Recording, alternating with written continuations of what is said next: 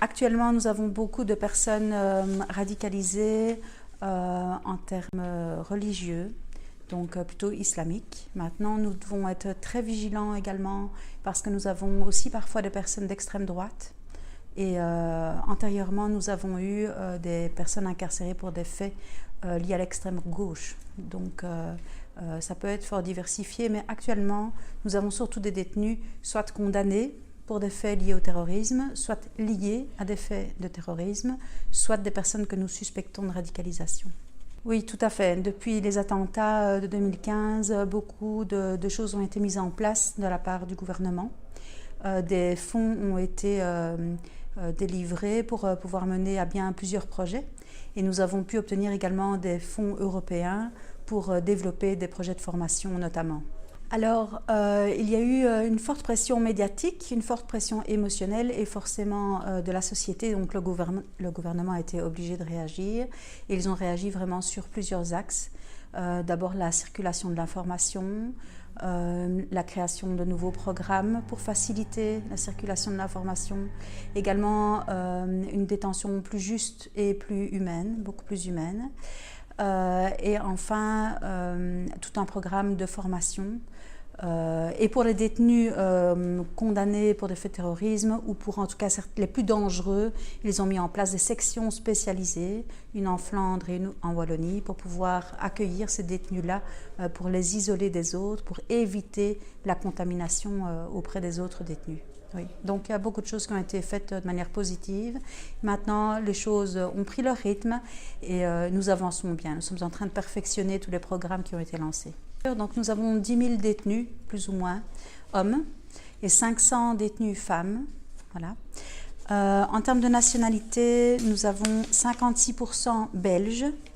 Ça ne veut pas dire qu'ils ne sont pas d'une autre origine, mais leur nationalité est belge. Ensuite, on peut dire que nous avons plus ou moins en 2016 130 nationalités différentes. Alors, en termes de proportion, après les Belges viennent les Marocains, 9,7%. Ensuite, l'Algérie, 5,3%.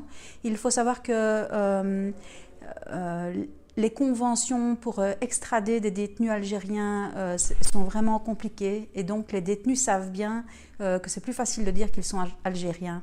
C'est difficile de pouvoir après confirmer leur identité et les renvoyer à l'étranger. Donc c'est vraiment une stratégie parfois de leur part. Ensuite, voilà les autres nationalités et en termes d'Espagne, nous n'avons que 0,4%.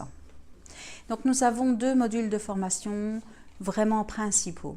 Nous avons un module sur l'islam, de connaissance de l'islam pour que chacun puisse vraiment comprendre cette religion, les différents piliers, aussi le fait que ce n'est pas une seule religion mais qu'il y a plusieurs courants, plusieurs écoles et aussi mieux connaître la pratique.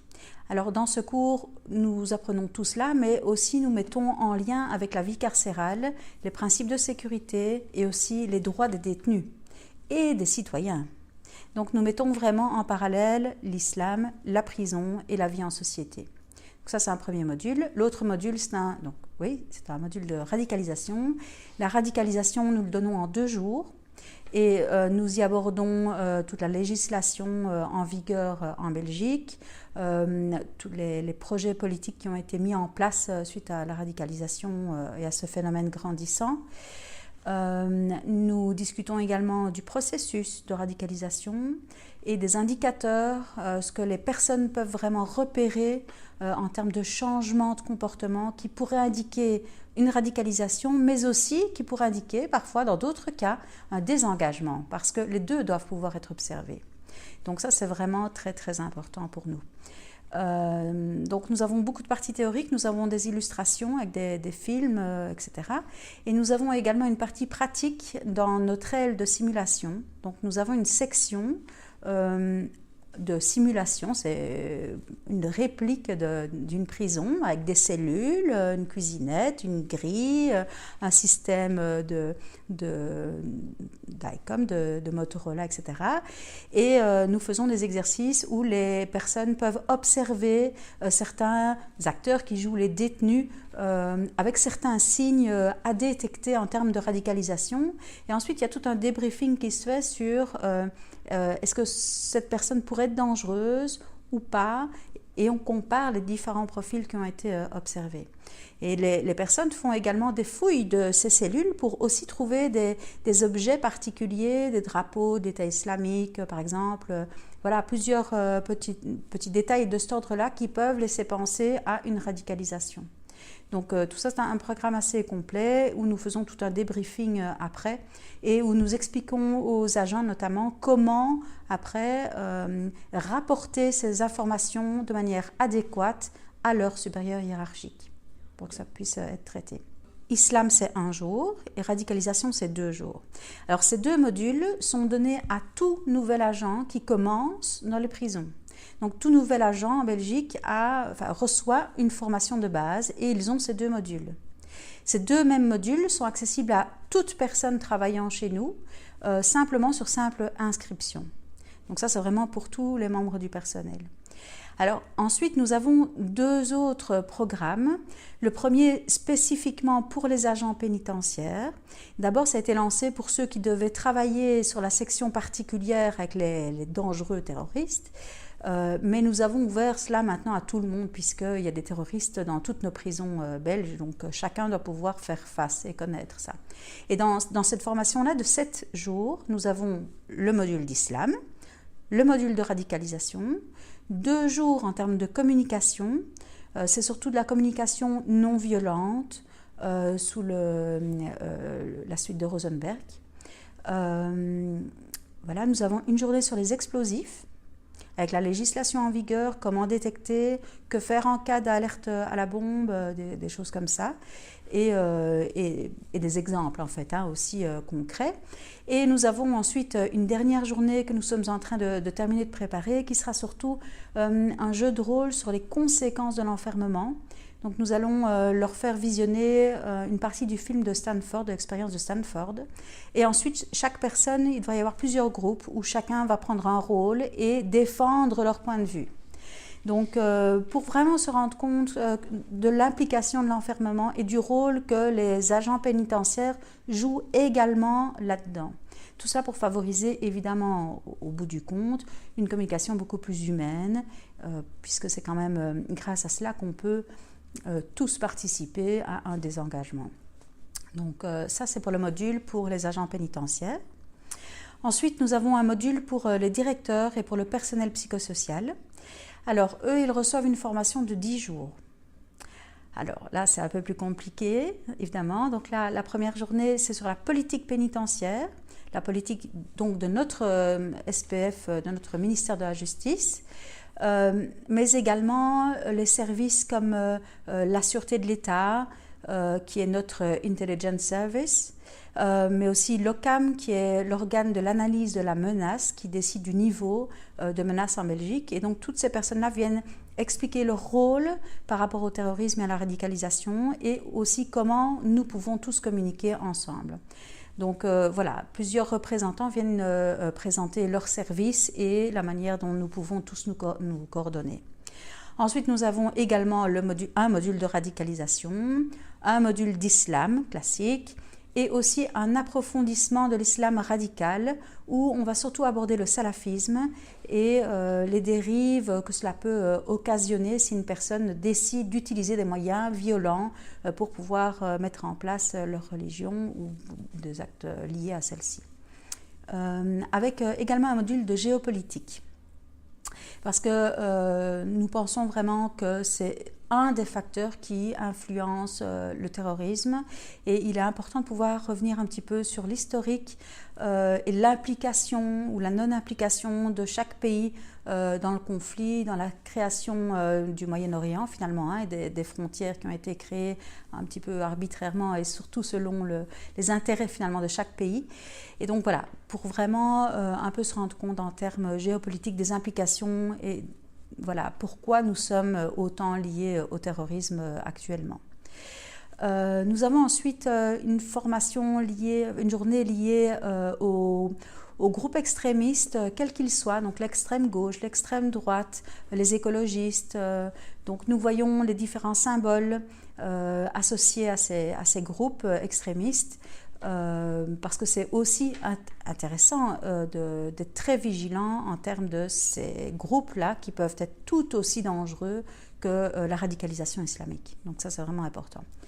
Ensuite, le personnel psychosocial reçoit 2 jours de formation sur l'outil d'évaluation VERA2, ça juste pour le personnel psychosocial. Enfin, nous avons 2 jours sur les interactions positives. Alors là, c'est plutôt des exemples. Nous avons par exemple une maman qui vient nous parler de son fils qui a été engagé, qui s'est engagé pour Daesh, qui est parti en Syrie. Et donc, elle va vraiment nous expliquer comment elle a vécu tout ça, mais au-delà de l'aspect émotionnel, surtout tous les indicateurs auxquels elle a pu vraiment après réfléchir, mais vraiment pour illustrer toute la théorie que nous avons vue précédemment.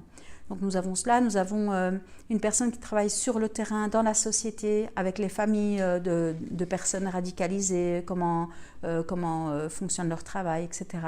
Nous avons aussi plusieurs associations qui viennent expliquer leur travail avec les personnes radicalisées ou en lien avec les terroristes à l'extérieur. Voilà, donc 2 journées là-dessus. Et finalement, nous avons une journée sur le désengagement. Le profil des femmes en prison, c'est surtout soit de la prostitution, soit des problèmes liés à la drogue, majoritairement. Il y en a aussi, mais très peu. Voilà, sinon il y a des personnes encore plus dangereuses dans les femmes qui ont commis des homicides, donc des meurtres, etc. Ça existe comme partout. Alors, en termes de chiffres, nous avons actuellement 8 femmes suspectées de radicalisation sur 500, ça va encore. Il faut savoir que la plupart des femmes qui sont impliquées dans des faits de terrorisme le sont majoritairement pour avoir aidé, avoir logé, avoir apporté de la logistique, avoir cuisiné pour eux, avoir apporté des vêtements, donc, ou loué un appartement. Donc elles ont facilité et donc ça n'a pas toujours donné lieu à des condamnations, des peines de prison. Par contre, le taux de femmes qui sont en mesure alternative à la détention est quand même relativement élevé. Je ne les ai pas parce que ce n'est pas mon sujet, mais les femmes en général ont un rôle plutôt secondaire et de soutien et donc sont plutôt à l'extérieur de la prison.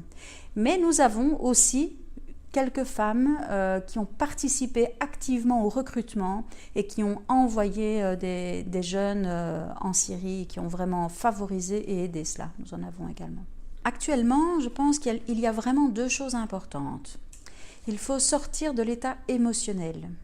Parce que certains professionnels ont peur. Ils se disent « travailler avec un terroriste, je ne saurais pas, j'ai peur, etc. » Voilà, donc déjà, il faut travailler l'aspect émotionnel, tout comme travailler avec une personne condamnée pour des faits de mœurs. C'est difficile également, mais il faut à un moment donné passer au-delà. C'est notre job. Travailler avec un tueur en série aussi, c'est difficile, mais nous devons aussi passer au-delà. Donc cet aspect émotionnel a vraiment été renforcé par les médias et par toutes les actions politiques, forcément, parce qu'il fallait agir. Mais cette crainte, parfois, paralyse un petit peu. Et donc moi, une de mes intentions actuellement, c'est de mettre quelque chose en place pour justement baisser l'état émotionnel pour pouvoir permettre aux professionnels de travailler plus sereinement. Donc ça, c'est une chose. La deuxième chose qui est vraiment fondamentale, c'est mettre en place une formation continuée par rapport à finalement ces modules de base-là. Parce que c'est un phénomène qui est en constante évolution. Maintenant, nous avons très peu de départs vers la Syrie et donc tout se passe un petit peu différemment. Nous devons updater nos connaissances pour pouvoir donner de nouveaux outils par rapport à la situation actuelle dans les prisons, mais également dans la société par rapport au terrorisme.